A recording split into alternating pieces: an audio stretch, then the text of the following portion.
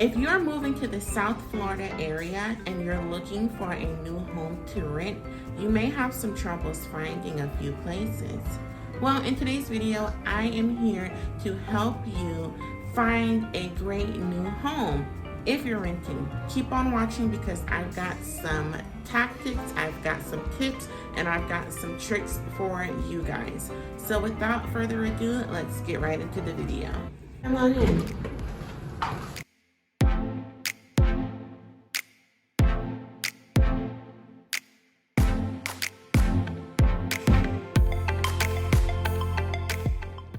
I'm Jada Brown, and today I'm going to teach you about real estate. Hi, if you're new here, my name is Jada Brown, and I am a South Florida real estate agent. And on this channel, I talk about all things real estate. And if you're into that, then make sure that you subscribe because we keep it very consistent over here. And go ahead and click that little bell next to the subscribe button so you're notified every time I post a new video. Just so you guys know, I am filming a day in the life of a real estate agent video over here. I have my camera going and I have my phone going here. I don't know which video is going to post first, but I probably will link it here if this one goes up first. But if you guys are interested in seeing what a real estate agent does all day, make sure that you go ahead and check out my vlog because it's gonna be a behind the scenes kind of ordeal. So make sure that you guys check that out because I think it's pretty interesting. Okay, so I just want to let you guys know that I have my notebook here because I write down everything. I don't know if it's like short-term memory loss. I don't know, but I need to write it down so that I remember. And I want to make sure that I'm giving you guys all the tips and tricks that I have, right? So the very first thing that you want to do, and believe me, this is very important, and it may sound super cliche coming from me, a real estate agent, but you need to find a good local realtor in your area. I am emphasizing a good realtor, okay? A realtor that understands your local market. They understand the market conditions. They are, working actually in the real estate industry actively. They don't just hang their license. They understand the pricing, the availability, what's on the market. So you want to find a good realtor. Now, the good thing is a real estate agent is a trained professional, right? This is what they do. You may find a realtor who has relationships with other realtors as well. And that would be beneficial for you because let's say that the listing agent has worked with your real estate agent before and they know that they are thorough. They know that they actually pre-qualify and screen their clients. They're like, okay, yeah, let's work together. Rent this place. We'll take your offer because I know that you are, proficient and thorough.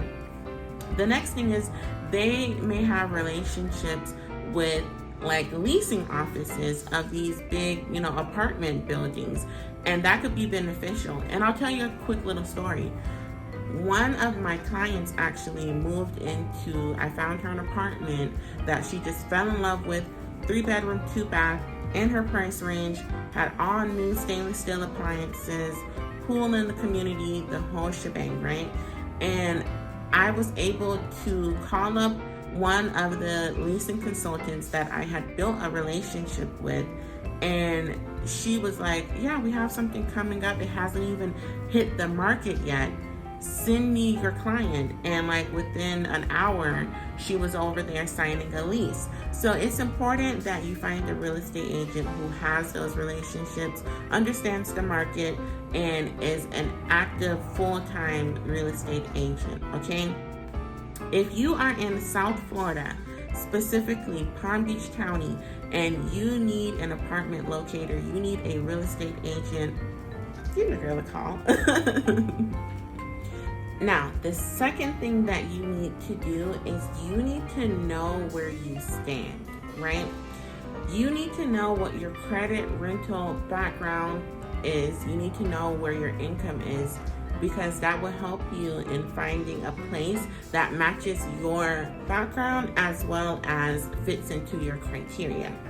Now, if you are going to work with the real estate agent, if they're a good realtor, right, like we talked about, if they are a great realtor, then they will pre-qualify you. And what I do is I send my clients an email and I'm like, hey, it's me, Jada, your real estate agent. Here is a pre-qualification application that you can do. It's going to do a soft credit check, which will not affect your credit at all. And it's also going to do a background check as well as an eviction check. So what that does is when I'm looking for places for them, I can say, okay, their credit is at 619. Let me not send them places that require a 620 and up credit score. So it saves me time, because I'm not taking you to all these places that you're not qualified for, wasting my gas and my time. And I'm also not wasting your time as my client, because your time is important and I don't want you to fall in love with a place that you may not qualify for. So keep that in mind. If you are going to do it yourself and you're going to find yourself a new place to rent, then you need to do it yourself. You can go on Credit Karma and check your credit for free. It won't affect your credit at all, and you should know what your background is. And so that way, when you're looking at places, you know what you can qualify for based on what you can't, because you don't want to waste your money doing all of these applications and you're getting denied for your credit or your background, and you're like, wait, I thought my credit was like 700 when really it's like 650. So it's important that you're up to date on where you stand. Now, in terms of income, the golden rule is that for most places, you need to make 3 times the monthly rent. And that's for the whole household. Everyone over 18, your income would be combined, and you have to at least make 3 times the rent. So that's another thing to be mindful of, making sure that your income can qualify you for somewhere that you want. And you don't want to go to these places and think, okay, I can afford $2,500, but when they look at your income, they're like, actually, no, you can only afford somewhere that's $1,800.